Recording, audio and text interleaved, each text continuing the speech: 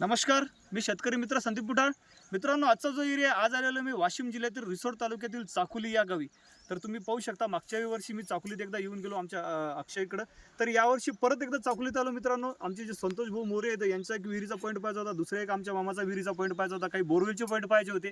तर आज या एरियात आलो. आज एरियात आल्याच्यानंतर काही विहिरीचे पॉईंट पाहिले, काही बोरवेलचे पॉईंट पाहिले.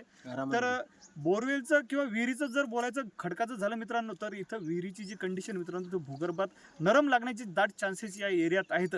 कारण की यांना गेरवा आणि थोडासा माजरा टाईप खडक जाण्याचे चान्सेस, पण पाण्याची कंडिशन पण एकदम व्यवस्थित आहे. कारण की नरम गेल्याशिवाय पाण्याची कंडिशन चांगली लागणार नाही. कडक पाषाणात पाणी लागत नसते, त्याच्यामुळे भूगर्भात जर ज्या एरियात नरम खडक जातो त्या एरियात पाणी लागण्याची शक्यता दाट प्रमाणात जास्त असते. त्याच्यामुळे हा चाकुलीचा जो परिसर आहे, काही परिसर चांगल्या प्रकारे पाण्याचा परिसर आहे, तर काही एरिया थोडंसं टणक भागात असू शकते. पण आज मी जितके पॉईंट पाहिले मित्रांनो, तिथं एकदम व्यवस्थित पाणी लागण्याची अपेक्षा आहे. आता शेवटचा पॉईंट आम्ही बोरवेलचा पाहिला घरगुतीसाठी.